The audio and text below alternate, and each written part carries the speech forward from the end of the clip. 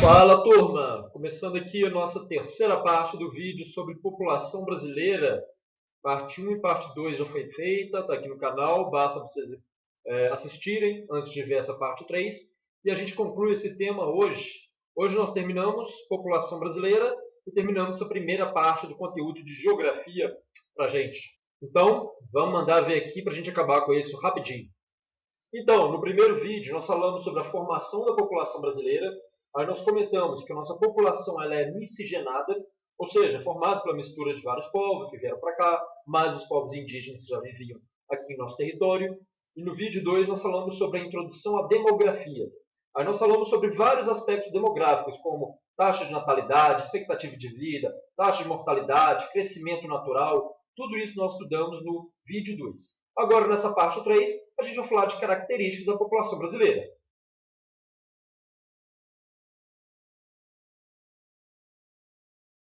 Então, o primeiro tema que a gente vai tratar aqui é sobre o crescimento da população brasileira. O que nós temos? A população brasileira cresceu muito após a segunda metade do século XX. E isso aconteceu principalmente devido às taxas de natalidade que nós já estudamos e que eram muito altas antigamente. Nós falamos que até a década de 60, as mulheres no Brasil tinham muitos filhos. E isso contribuiu muito com que a população brasileira crescesse. Então, nós temos esse gráfico aqui, que é o gráfico sobre o crescimento da população brasileira. Gráfico muito importante para a gente.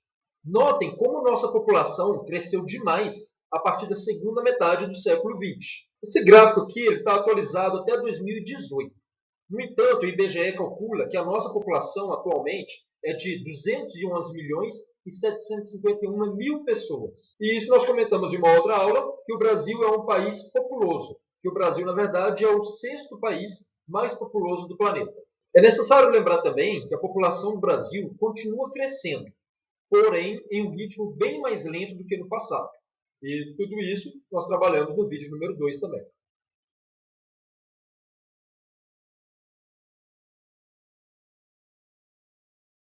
Esses 211 milhões de habitantes que compõem a população brasileira são homens e mulheres em diferentes fases da vida. Ou seja, nós temos crianças e jovens, temos também adultos e temos idosos. Para a gente estudar a população, existe um tipo de gráfico chamado pirâmide etária, que representa a estrutura da população por faixas etárias, ou seja, por idade. Nessa pirâmide está representado os jovens, os adultos e as crianças. E é um tipo de gráfico muito tranquilo, muito fácil, para a gente entender como que se forma, como está estruturada a população de um local. Essa aqui, que vocês estão vendo, é uma pirâmide etária. Então, acostume-se com esse gráfico aí, porque ele é importante demais para a gente no sétimo ano. Com certeza vai ter questão sobre ele na prova, e esse gráfico vai aparecer para vocês no oitavo ano também. Então, vamos aprender como que é esse gráfico, como que ele como que ele trabalha, o que a gente pode ver nele, para a gente entender bacana a matéria aqui. Esse gráfico tem o nome de pirâmide etária exatamente pelo formato que ele tem, que pode apresentar, em alguns casos, o formato de uma pirâmide. Nós vamos aprender primeiro a analisar uma pirâmide etária, como analisa esse gráfico, e depois nós vamos falar de como que é a pirâmide etária no Brasil. Vamos analisar uma pirâmide, então. Do lado esquerdo dela estão representados homens, e do lado direito estão representadas as mulheres. Nem sempre a pirâmide etária vai ter essas cores, azul para homens e vermelho para mulheres, mas é muito comum aparecer assim, tá? Os números que aparecem desse lado aqui da pirâmide etária estão representadas as idades das pessoas. Esses números podem vir no meio da pirâmide também, tá? Então, esses números aqui estão representando as idades, enquanto esses números na parte de baixo representam a quantidade de pessoas que tem no país. Geralmente expresso em milhões de habitantes, ou seja, 8 milhões, 6 milhões, 4 milhões de habitantes. Por exemplo, se eu quero saber quantos meninos de 0 a 4 anos existem nesse país, basta eu localizar a faixa etária de 0 a 4 anos, que está aqui no cantinho de amarelo, e olhar a barrinha azul, que significa o número de meninos. Olhando a barrinha azul, a gente consegue saber quantos meninos nessa faixa etária de 0 a 4 anos existem nesse país. Dá para ver aí que tem mais de 6 milhões, entre 6 e 8 milhões, Então, mais ou menos 7 milhões de meninos neste país de 0 a 4 anos de idade. Agora, o que é mais importante na análise de uma pirâmide etária é identificar o grupo de pessoas que está composto nesse gráfico. E é isso que a gente vai aprender aqui agora. Então, muita atenção nessa parte aqui. Uma pirâmide ela é dividida em 3 partes. Uma pirâmide etária é dividida em base, que é essa parte aqui, o corpo da pirâmide, que é a parte no meio, e o topo da pirâmide também. Então, ela é dividida em 3 partes. Na base da pirâmide, nós vamos ter os jovens, ou seja, a população que vai do 0 aos 19 anos de idade. Ou seja, vocês estão nessa parte aqui da pirâmide, na base da pirâmide etária. Já no corpo dela, nós vamos ter os adultos, faixa etária que vai dos 20 aos 59 anos de idade, que forma o quê? Forma a parte intermediária da pirâmide. Então, o corpo da pirâmide, nós vamos encontrar os adultos. E no topo dela, nós temos a população de idosos, ou seja, pessoas com idade superior a 60 anos de idade. No caso dessa pirâmide aqui, nós podemos ver que ela tem uma população de jovens muito grande, já que a base dessa pirâmide é a maior parte dela. Notem aqui como que a base dela é muito larga. Isso significa, então, que tem muitos jovens neste país. Podemos dizer, então, que neste país tem uma alta taxa de natalidade, grandes taxas de natalidade nesse país. Por quê? Porque nascem muitas crianças, já que a sua base é muito larga. Eu sei que neste país tem alta taxa de natalidade, que a base da pirâmide é muito larga. Nós podemos perceber também que neste país tem poucos idosos. E como nós sabemos que neste país tem poucos idosos? Porque o topo da pirâmide é muito estreito. Se o topo da pirâmide é muito estreito, tem poucos idosos. Concluímos o que então? Que neste país tem baixa expectativa de vida. Baixa expectativa de vida porque tem poucos idosos lá. Ou seja, boa parte daquelas informações que nós estudamos no vídeo 2 sobre demografia, nós vamos encontrar na pirâmide etária. Recapitulando, se uma pirâmide tem uma base muito larga, significa que tem muitas crianças. Se tem muitas crianças, quer dizer que neste país tem grandes taxas de natalidade. Agora, se uma pirâmide tem um topo muito estreito, significa que neste país tem poucos idosos. Se tem poucos idosos, significa o quê? Que a expectativa de vida neste país é muito baixa. Essa aqui é a pirâmide etária brasileira na década de 60. Notem que nos anos 60, a pirâmide etária brasileira tinha uma base muito larga, uma vez que nessa época as taxas de natalidade no Brasil eram altas. As mulheres do Brasil tinham muitos filhos, nós já falamos sobre isso. Já o topo dessa pirâmide etária do Brasil na década de 60 era muito estreito. Por quê? Porque nessa época a expectativa de vida no Brasil era baixa. As pessoas morriam mais cedo nessa época, como nós também já estudamos. Então, nós podemos dizer que na década de 60, o Brasil tinha uma pirâmide etária que realmente tinha o formato de pirâmide, que é o formato clássico. Veja o que está acontecendo com a nossa pirâmide etária. Essa pirâmide aqui ela não é de 2020, ela é uma projeção do que está acontecendo ou do que vai acontecer no Brasil nessa década. Comparando as duas pirâmides, então, nós podemos notar que a base da pirâmide está se tornando cada vez mais estreita. A base da pirâmide brasileira, da nossa pirâmide etária, cada vez ela está se estreitando mais. E isso está acontecendo por quê? Porque as taxas de natalidade no Brasil estão diminuindo. Então, olha só, se fosse uma pergunta de prova, eu poderia colocar duas pirâmides assim e perguntar por que a base da pirâmide brasileira está diminuindo? Você responderia que as nossas taxas de natalidade estão caindo, já que as mulheres estão tendo cada vez menos filhos no Brasil. Na prática, isso significa que cada vez mais o Brasil está tendo menos jovens. Ou seja, o número de jovens, de adolescentes no Brasil está diminuindo ano após ano. Notamos também, analisando as duas pirâmides etárias, que o topo da nossa pirâmide ele está aumentando. Ou seja, cada vez mais no Brasil está tendo mais idosos. Isso ocorre porque, como nós também já estudamos, a expectativa de vida no Brasil vem aumentando, ou seja, as pessoas estão vivendo mais tempo, e também está diminuindo a taxa de mortalidade no Brasil. Se esses dois itens acontecem, diminui a taxa de mortalidade e aumenta a expectativa de vida, vai aumentar o número de idosos. E olha só, a pirâmide mostra isso. O número de idosos no Brasil aumenta cada vez mais. Tudo isso, turma, significa o quê? Que o perfil da população brasileira está mudando. O Brasil antes, na década de 60, 70, 80, era considerado um país jovem. Por quê? Nós tínhamos muitas crianças, muito jovens aqui no país. Agora, o nosso país está passando por mudanças e, em alguns anos, nós vamos ter um grande número de idosos no Brasil. Esse estudo é muito importante para o governo saber em quais áreas irão demandar mais investimento no futuro. E se nós estamos tendo um número de idosos aumentando no Brasil, significa o quê? Cada vez mais o Brasil terá que investir em saúde, em previdência, porque são as áreas que estão mais diretamente ligadas à população idosa.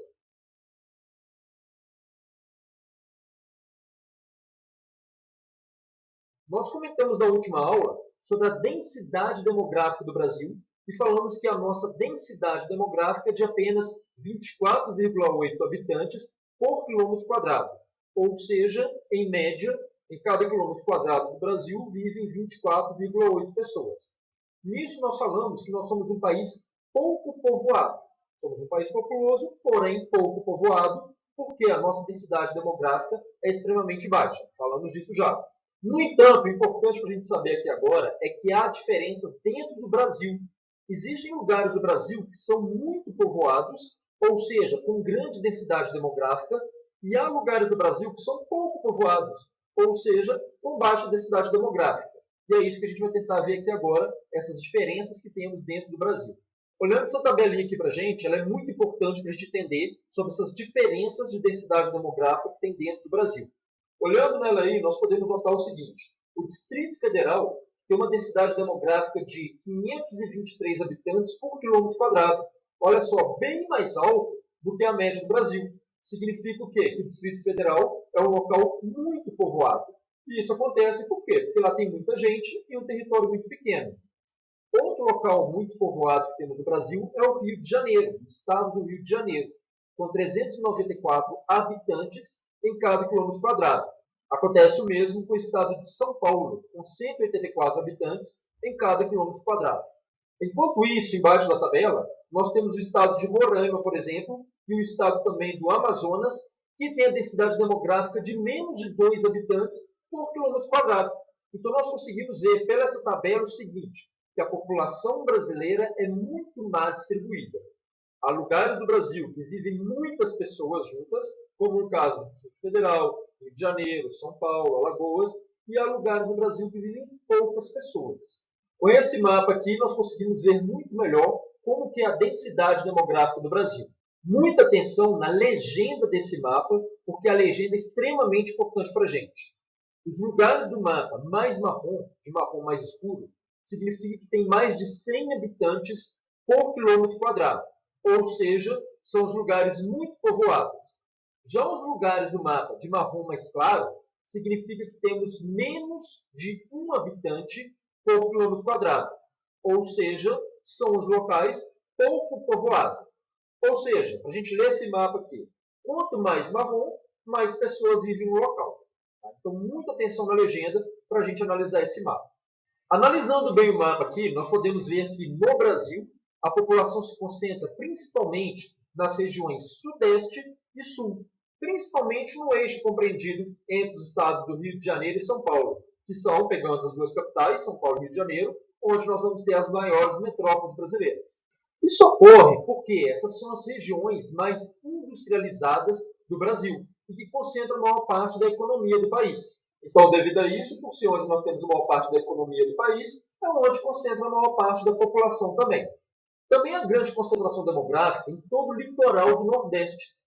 Isso ocorre porque, no passado, como nós já estudamos, a região Nordeste foi o principal centro econômico do país, na época da exploração da cana-de-açúcar.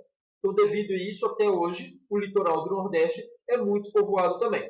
Então, essas são as áreas de maiores densidades demográficas que nós temos no Brasil. Regiões Sudeste e Sul e o litoral da região Nordeste.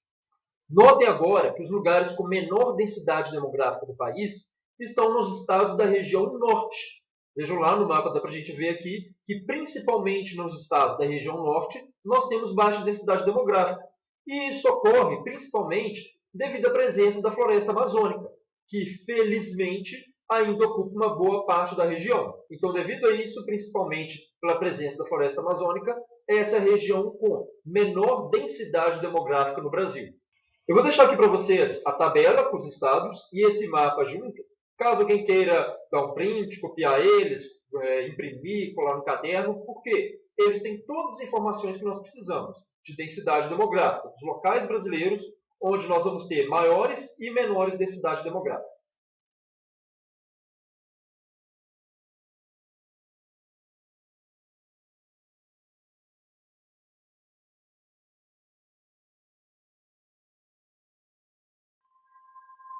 Movimentos migratórios no Brasil. Esse é o último tema para a gente sobre a população. E é um tema bem simples. Então, fechou isso daqui, acabou a aula sobre população. A população de um país ela não fica parada. Sempre há movimentos migratórios, ou seja, pessoas que saem de um local para o outro. Durante o século XX, vários fluxos migratórios ocorreram dentro do Brasil que contribuíram para quê? Para que várias cidades brasileiras crescessem e algumas se tornassem metrópoles, inclusive. Esse mapa aqui ele mostra para a gente os principais fluxos migratórios do Brasil entre as décadas de 50 e 80. Notem aí que há um grande fluxo, por exemplo, de pessoas do Nordeste, se a gente olhar bem o mapa aí, em direção ao Sudeste, ou de pessoas do Centro-Oeste em direção ao Sul. Então há vários fluxos migratórios diferentes no Brasil entre a década de 50 e 80. Vários motivos fizeram com que as pessoas migrassem dentro do Brasil. Na década de 60, por exemplo, muitos nordestinos migraram para outros locais, principalmente para o sudeste do país, em razão dos efeitos de intensas secas que tomavam conta do Nordeste naquela época. Essa grande migração ajudou com que muitas cidades do Sudeste crescessem nessa época. A construção de Brasília, no final da década de 50, também fez com que muitas pessoas migrassem para o centro-oeste do Brasil, ajudando na construção da nova capital e povoando aquela região também. Atraídos pela exploração do ouro em garimpos, muitas pessoas migraram para o norte do país. A criação da Zona Franca de Manaus também atraiu muitas pessoas para a região. Já nas décadas de 70 e 80, houve um grande fluxo migratório para o centro-oeste do Brasil e para o norte também, em virtude das novas fronteiras agrícolas que eram abertas nessas regiões do país. Ou seja, muitas pessoas se dirigiam para lá para buscar emprego na agricultura que começava no norte e no centro-oeste também. Ou seja, como a gente pode ver, vários motivos fizeram com que muitos brasileiros se deslocassem nas últimas décadas. E isso fez com que várias cidades do Brasil crescessem em virtude de novas pessoas, novos imigrantes que chegaram por lá. Importante, nós estudamos sobre o êxodo rural, que é o quê? A saída de pessoas do campo para a cidade. Este movimento migratório foi causado principalmente pela mecanização do campo e pela concentração de terras que ocorreram no Brasil a partir da década de 60. Nós já estudamos esse tema antes, né, quando a gente falava sobre espaço rural, e a gente tem que saber o quê? Que este fluxo migratório de pessoas que saem do campo para a cidade ainda ocorre, porém muito menos do que aquele que ocorria no passado. Até porque a população rural do Brasil hoje é muito pequena, bem pequena, e as cidades já não são tão atrativas assim como eram no passado. Porém, a gente tem que saber que o êxodo rural foi um movimento migratório muito importante no Brasil também, principalmente a partir da década de 60. Vamos terminar aqui, então, o nosso último tema sobre movimentos migratórios. Existe um outro movimento muito importante também que nós vamos estudar que...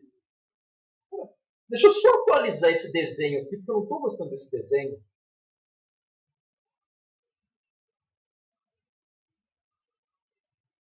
Pronto, agora sim. Então, existe um outro movimento migratório muito importante também, que nós vamos estudar aqui, que acontece todos os dias, que é a migração pendular. É um outro tipo de movimento migratório também. Migração pendular é o seguinte, são pessoas que saem todos os dias de suas casas para trabalhar ou estudar em outras cidades. Elas saem de suas cidades, trabalham ou estudam em uma outra cidade e voltam no mesmo dia para sua casa. Isso acontece muito, principalmente em regiões metropolitanas, tema que também já estudamos. É muito comum, por exemplo, pessoas saírem de Contagem, Santa Luzia, Betim, Sabará, para trabalhar em Belo Horizonte e elas retornam para sua casa no final do dia. Esse tipo de movimento, que as pessoas saem de uma cidade, trabalham em outra e voltam, se chama migração pendular. Pessoal, então valeu, brigadão. Nós conseguimos fazer toda a parte de população brasileira. Foi um tema complexo, tanto que eu falei que eu teria que fazer 3 vídeos, e no final, o vídeo 2 eu tive que dividir em 2 partes, então viraram 4 vídeos, porque esse tema tinha bastante coisinhas pra gente aqui mesmo, tá? porém nós conseguimos estudar quase tudo, a maior parte, ou pelo menos a parte mais importante sobre população, nós conseguimos ver toda aqui. Tá? Então, brigadão, valeu. A gente volta depois, já falando sobre regiões brasileiras, que é outro tema do 7º ano aqui. Então, brigadão.